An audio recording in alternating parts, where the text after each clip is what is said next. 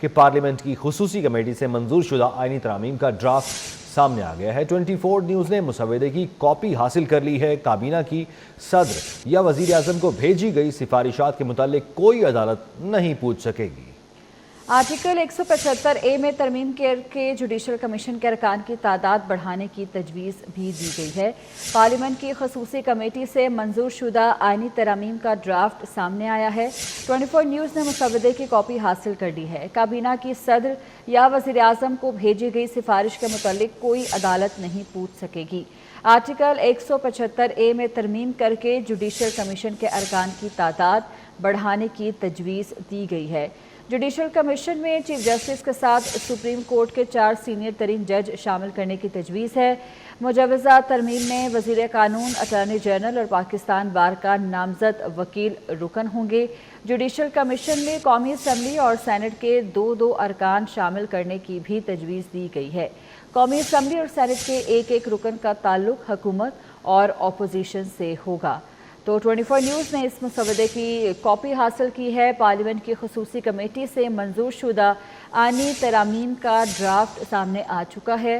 Draft کے مطابق کابینہ کی صدر یا وزیر اعظم کو بھیجی سفارش کے متعلق کوئی عدالت پوچھ نہیں سکے گی، بلکہ آرٹیکل 175A میں ترمیم کر کے جوڈیشل کمیشن کے ارکان کی تعداد بڑھانے کی تجویز بھی سامنے آئی ہے۔ جی ہاں مریہ، یہ آج کی ایک بڑی خبر ہے کیونکہ آج پارلیمنٹ کی خصوصی کمیٹی سے منظور شدہ آئینی ترامیم کے حوالے سے بات ہوئی اور یہ ڈرافٹ بھی سامنے آیا ہے جو 24 نیوز نے حاصل بھی کر لیا ہے۔ کابینہ کی صدر یا وزیر اعظم کو بھیجی گئی سفارشات کے متعلق کوئی عدالت نہیں پوچھ سکے گی۔ آرٹیکل 175A میں ترمیم کر کے جوڈیشل کمیشن کے ارکان کی تعداد بڑھانے کی بھی تجویز ہے۔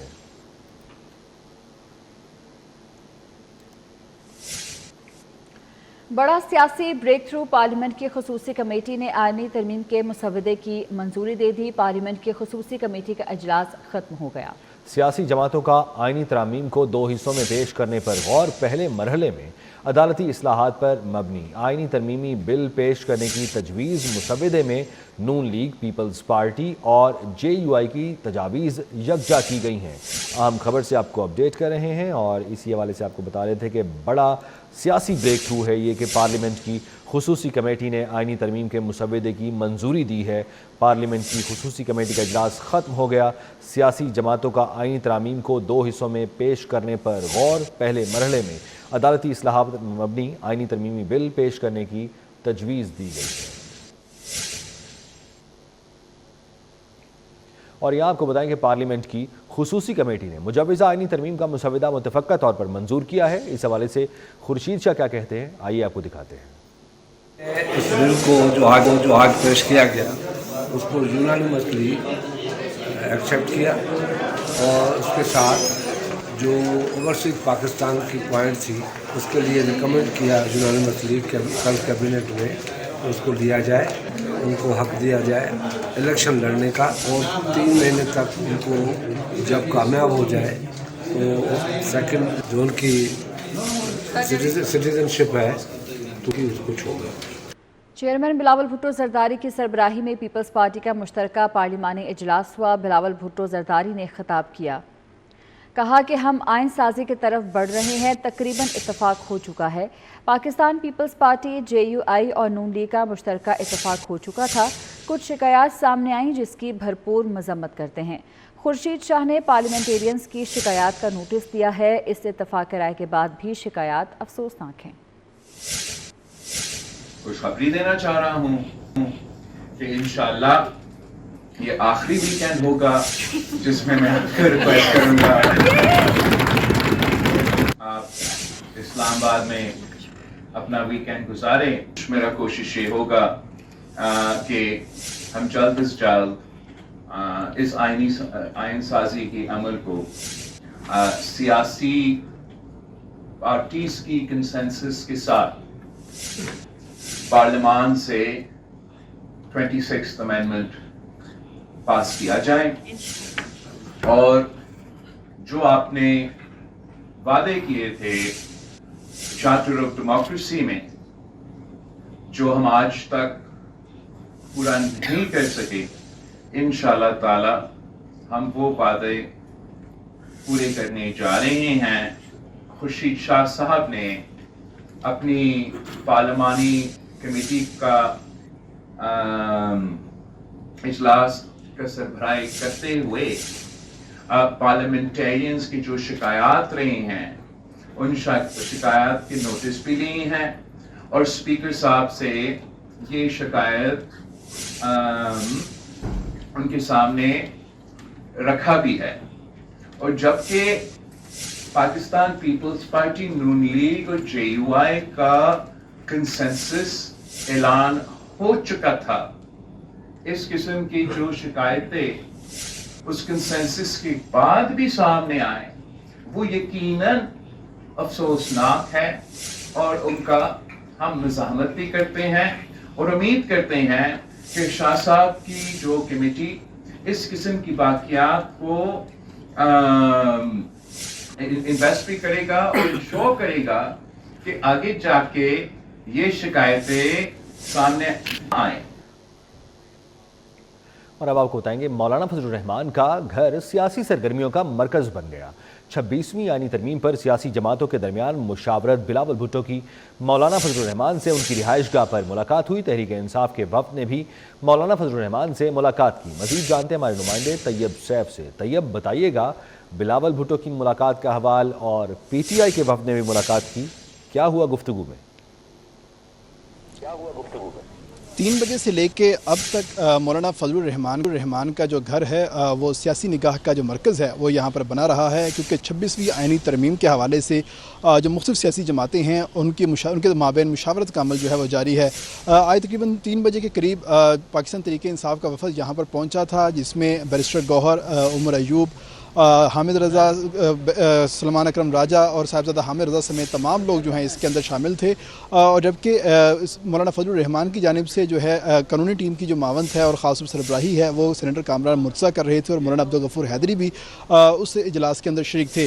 اس دوران جو ہے بلاول بھٹو زرداری جو ہیں وہ یہاں پر ملاقات کے لیے پہنچے اور بلاول بھٹو زرداری کے ساتھ ملاقات جو ہے مولانا فضل الرحمان کی تقریباً 20 سے 25 منٹ جاری رہی. ایک مختصر ملاقات تھی اور اس دوران مولانا فضل الرحمان نے پاکستان تحریک انصاف کا جو وفد تھا اس سے رخصت لی تھی اور بلاول بھٹو زرداری سے ملاقات کرنے کے بعد دوبارہ پھر پاکستان تحریک انصاف کے وفد کے ساتھ ملاقات کی اور اپنے جو ان کی ڈسکشن چل رہی تھی اس کو آگے کنٹینیو کیا. اور خاص طور پر جو ایک آئینی ترمیم کا جو ایک چوتھا مسودہ جو ہے اس کی بازگشت سنائی دے رہی ہے اس کو جو ہے پاکستان تحریک انصاف کی ٹیم کے حوالے کیا, جس کے بعد پاکستان تحریک انصاف کے وفد نے درخواست کی کہ ہم اس کا شک وائز جو ہے جائزہ لینا چاہتے ہیں اس مسودے کا, تو ہمیں کچھ وقت دیا جائے. تو اس حوالے سے بیرسٹر گوہر کی سربراہی کے اندر 4 رکنی قانونی ٹیم بنا دی گئی, جس میں حامد رضا, بیرسٹر سلمان اکرم راجہ اور خاص طور پر سینیٹر علی ظفر جو ہیں اس کے اندر شامل ہیں. اور یہ تمام لوگ آئندہ 3 سے 4 گھنٹوں کے اندر جو آئینی ترمیم کا چوتھا مسودہ ہے اس کا جائزہ لینے کے بعد دوبارہ پھر مولانا فضل الرحمان سے رابطہ کریں گے.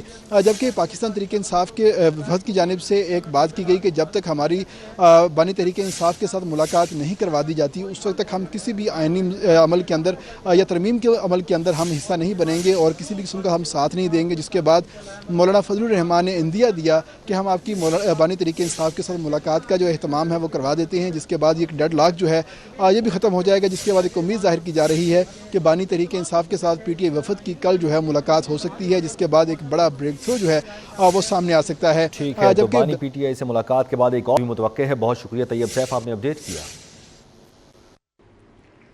الیکشن ایکٹ میں ترمیم سے 12 جولائی کا فیصلہ غیر مؤثر نہیں ہو سکتا. سپریم کورٹ کے 8 اکثریتی ججز نے دوسری بار وضاحت جاری کر دی. الیکشن کمیشن کی درخواست پر دوسری وضاحت دی گئی ہے.